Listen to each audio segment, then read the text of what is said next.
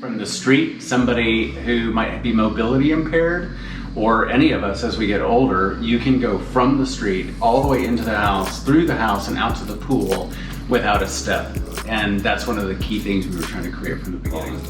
Most of the time, people aren't aware that there's a threshold there anyway, because people are so used to stepping over a threshold. But in most houses or most buildings you go into, there's a threshold that you're stepping over.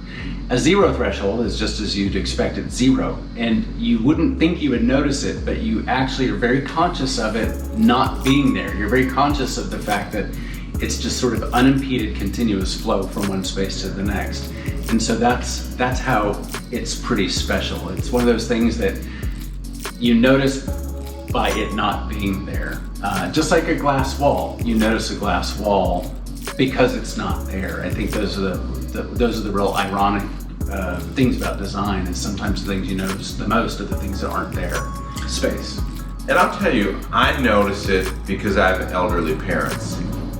And I have elderly friends who, if I have over to the house, whether they're in a wheelchair or they're just mobility impaired, they are welcome in every aspect, from the entry to the house, from the driveway to the sidewalk, to the entry, to going out to the pool, to seeing all the main living space, and even to staying with me for weeks or an extended period of time. They can use everything that I love about this house. Everything that is upstairs is supplemental. It adds on guest space, bathrooms, and an additional deck. But everything that I would enjoy on a day-to-day basis that's essential is all on one level. We designed this wonderful Ritz-Carlton-esque shower with a downspout and all these side spouts that I thought I was going to be practically living in. And then we did the outdoor shower, and I shower almost exclusively in the outdoor shower because having the open access to the sky and yet all the privacy with the metal walls, that surround the sides, it's just so magical.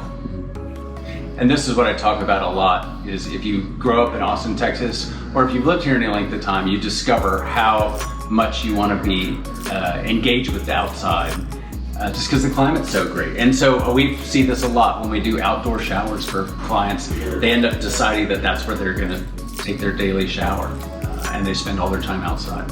And the funny thing is, a practical matter, when you have an outdoor shower, we have the wooden floor, and you don't have to clean it.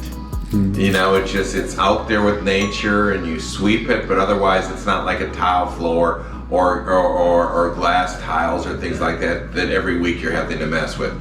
You can it's a very livable, functional space.